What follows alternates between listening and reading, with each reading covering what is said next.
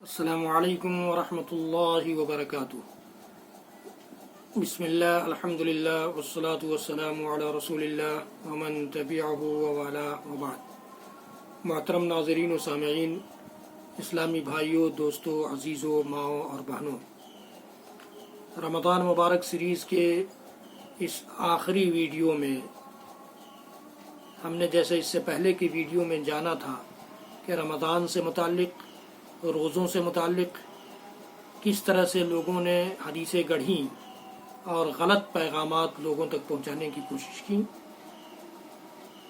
اسی طرح آج بھی اس کی دوسری قسط کے طور پر ہم کچھ چیزیں جانیں گے، اور انشاءاللہ العزیز رمضان مبارک سیریز کا یہ ویڈیو آخری ویڈیو ہوگا، جو 25-26 ویڈیوز کی شکل میں آپ کے سامنے رمضان مبارک سیریز کے رمضان کے احکام اور رمضان میں کی جانے والی عبادتوں کے احکام سے متعلق آپ کے سامنے پیش کی گئی۔ امید ہے کہ آپ کو یہ سارے ویڈیوز اچھے لگے ہوں گے، آپ نے انہیں سنا بھی ہوگا، شیئر بھی کیا ہوگا، اس چینل کو سبسکرائب بھی کیا ہوگا، بیل آئیکن بھی دبایا ہوگا۔ اگر ایسا آپ نے نہ کیا ہو تو زیادہ سے زیادہ لوگوں تک ان کو پہنچائیے تاکہ آپ کے لیے، میرے لیے صدقہ جاریہ ثابت ہو۔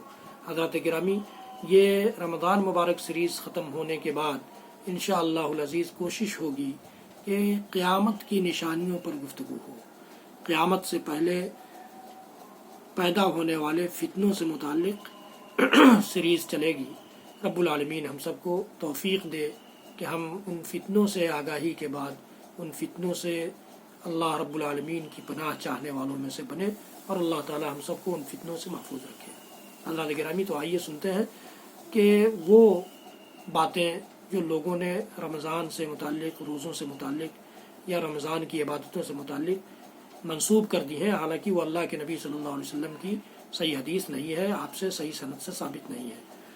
پہلی حدیث جو آج میرے سامنے ہے وہ یہ کہ جس نے رزق حلال سے روزہ افطار کروایا، کسی کی افطاری کرا دی رزق حلال سے، پاکیزہ رزق سے، حلال کمائی کی روزی سے، تو اس کے لیے فرشتے رحمت کی دعائیں کرتے ہیں، اس کے لیے فرشتے رحمت کی دعائیں کرتے ہیں۔ حدیث بہت اچھی لگ رہی ہے، اور بے شمار حدیثیں اللہ کے نبی صلی اللہ علیہ وسلم کی اس سلسلے میں ہے کہ جو صائم کو، کسی روزے دار کو افطار کرائے تو اس کا کیا ثواب ہے اور اس کی کیا فضیلت ہے۔ فضیلتوں کی کمی نہیں ہے حدیثوں کی، لیکن پھر بھی یہ حدیث ایک گڑھی گئی جو حدیث بے بنیاد ہے، اس کی کوئی اصل نہیں ہے، اس کی کوئی اصل نہیں ہے۔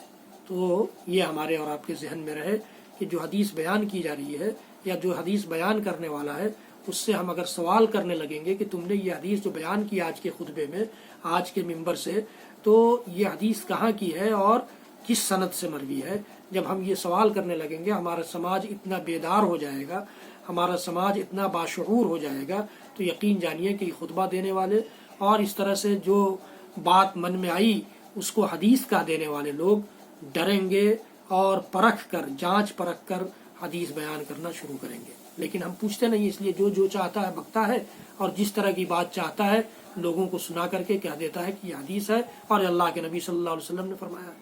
اس لیے معاف کیجیے گا، پوچھنے والوں میں سے بنیے، آپ پوچھیے، جو بھی آپ کے سامنے کوئی حدیث لے کر آئے پوچھیے کہ یہ کہاں کی حدیث ہے اور کس نے بیان کی ہے۔ اسی طرح سے ایک حدیث آج میرے سامنے ہے کہ اللہ تعالیٰ کرامن کاتبین کو حکم دیتے ہیں کہ میرے روزے دار بندوں کے عصر کے بعد کے گناہ نہ لکھے جائیں۔ انا للہ و انا الیہ۔ یہ کون سا انصاف ہے بھائی کہ عصر سے مغرب تک کے گناہ نہیں لکھے جائیں اور عصر سے پہلے، فجر سے لے کر کے عصر تک کے سارے گناہ لکھ لیے جائیں؟ یہ کون سا کرم ہے اللہ کا؟ اللہ کی رحمت اگر ہمارے اوپر آئے گی تو سارے گناہوں کے لیے آئے گی نا، کہ سارے گناہ اس کو نہیں لکھے جائیں، اس لیے کہ روزے دار بندہ اللہ تعالیٰ کو بہت پسند ہے۔ تو اللہ تعالیٰ اگر ایسا کرتا تو وہ سارے گناہوں کے بارے میں کہتا کہ بھائی ان بندوں کے گناہ نہیں لکھے جائیں، ان بندوں کے گناہ معاف کیے جاتے ہیں۔ اور اللہ کے رسول صلی اللہ علیہ وسلم نے حدیث بیان کی ہے، صحیح بخاری صحیح مسلم کی روایت ہے کہ من صام رمضان ایمانا واحتسابا غفر له ما تقدم من ذنبه، کہ جو ایمان کے ساتھ اور اللہ کی رحمتوں سے ثواب کی امید کے ساتھ رمضان کا روزہ رکھے،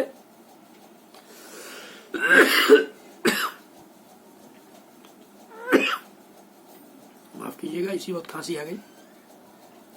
تو جو رمضان کے روزے ایمان کے ساتھ اور ثواب کی امید کے ساتھ رکھے، اس کے پچھلے سارے گناہ بخش دیے جاتے ہیں۔ یہ فضیلت کیا کم تھی، لوگوں نے یہ نئی فضیلت ڈھونڈی جس کی کوئی اصل نہیں ہے، سند میں ایسا راوی ہے جو ناقابل اعتماد ہے، جس کی سند ہی صحیح نہیں ہے۔ تو اس طرح کی باتوں پر ہمیں اور آپ کو اعتماد نہیں کرنا چاہیے۔ تیسری حدیث جو میرے سامنے ہے، جس نے رزق حلال کی کھجور سے روزہ افطار کیا، اس کی نمازوں میں 400 نمازوں کا اضافہ کیا جائے گا۔ یہ آپ تصور کیجئے کہ کس طرح کے لوگوں نے حدیث گڑھی۔ اس حدیث کے سند میں بھی ایک ایسا راوی ہے جو حدیث گڑھتا تھا، جس کا کام تھا حدیث گڑھنا۔ اسی طرح ایک اور حدیث میرے سامنے کہ 5 چیزیں روزہ اور وضو توڑ دیتی ہیں: جھوٹ، چغلی، غیبت، شہوت کی نظر اور جھوٹی قسم۔ اس حدیث کی سند میں بھی ایک راوی کذاب ہے۔ کذاب کے سلسلے میں سے پہلے کی ویڈیو میں نے وضاحت کی تھی کہ کذاب جو ہے، جس کا مطلب لفظی معنی ہوتا ہے بہت زیادہ جھوٹا، حد سے زیادہ جھوٹ بولنے والا۔ اور محدثین کی اصطلاح میں جس سند میں کذاب راوی آ جائے، اس حدیث کی سند اور وہ حدیث تقریباً موضوع قرار پاتی ہے۔ تو یہ حدیث بھی گویا قابل اعتماد نہیں ہے، بلکہ موضوع ہے، کذاب کی روایت ہے۔ اسی طرح ایک حدیث میرے سامنے، جس نے رمضان کا ایک روزہ ترک کیا، ایک روزہ چھوڑ دیا، وہ ایک جانور کی قربانی دے، جو قربانی نہ دے سکے وہ 30 سا یعنی 75 کلو گرام کھجوریں مسکینوں میں تقسیم کرے۔ اللہ، اتنی بڑی سزا! رمضان کے روزے کو جان بوجھ کر چھوڑ دینا، اللہ کے رسول نے فرمایا کہ وہ پوری زندگی بھی اگر روزہ رکھے اس کے بدلے تو وہ پورا نہیں ہو۔ اللہ کے نبی صلی اللہ علیہ وسلم نے اس کے لیے کفارہ بتایا کہ ایک روزے کے بدلے وہ روزہ بھی رکھے گا اور کفارہ بھی دے گا، اور یہاں یہ 30 سا کھجور میں معاملہ صاف کر دے رہا ہے۔ تو یہ حدیث بھی ایسی ہے جس کی سند میں کذاب راوی ہے، جھوٹا راوی ہے، جس حدیث پر اعتماد نہیں کیا جا سکتا ہے۔ اسی طرح سے ایک اور حدیث میرے سامنے، جس نے رمضان کا ایک روزہ بلا عذر ترک کیا، وہ اس کے بدلے 30 روزے رکھے۔ جس نے 2 روزے چھوڑے وہ 60 روزے رکھے، اور جس نے 3 روزے چھوڑ دیے وہ 90 دن کے روزے رکھے۔ اتنا ہی پر بس نہیں کرنا چاہیے، اور بھی جو 4 چھوڑے اس کو 120، اور جو 5 چھوڑے اس کو پھر 150، اس طرح سے کرتے جانا چاہیے، پوری زندگی کا کر دیتے۔ 30 روزے کسی نے چھوڑ دیا تو 30 مہینے کا کر دیتے، 30 مہینے لگاتار روزہ رکھے۔ یہ سب لوگوں کی، یہ حدیث کے الفاظ سے پتہ چل جاتا ہے کہ یہ لوگوں کی بنائی ہوئی چیزیں ہیں۔ یہ حدیث بھی بے اصل ہے، اس کی کوئی اصل نہیں ہے، بے بنیاد ہے، بے ثبوت ہے۔ اسی طرح ایک حدیث یہ گڑھی گئی کہ ایام 20 یعنی 13، 14، 15 عربی کی 13، 14، 15 تاریخ کو جو نفلی روزہ رکھا جائے، جس کی بڑی فضیلت وارد ہوئی ہے حدیث میں۔ آپ نے پہلے اس نفلی روزوں کی قسطوں میں سنا بھی ہے۔ تو پہلے روزے کے دن کا ثواب جو ہے وہ 3000 سال کے برابر، دوسرے روزے کا ثواب 10,000 سال کے برابر، اور تیسرے روزے کا ثواب 20,000 سال کے برابر۔ تو آپ تصور کیجئے کہ 33,000 سال کا ثواب 3 دن کے روزے میں۔ بتائیے، اس طرح سے ثواب محدثین نے موضوع حدیثوں کو پرکھنے کا جو اصول بتایا، اس میں سے ایک اصل یہ بھی رکھا ہے، ایک بنیاد یہ بھی قرار دیا ہے کہ اس میں بے انتہا کسی چیز کا ثواب مقرر کر دیا گیا ہو۔ دیکھیے یہاں پہلے روزے کے بدلے 3000 سال، دوسرے روزے کے بدلے 10,000 سال، تیسرے روزے کے بدلے 20,000 سال کے برابر ثواب لکھ دیا۔ یہ حدیث بھی ایسے راوی کی حدیث ہے جو حدیثیں گڑھنے کا کام کرتا تھا۔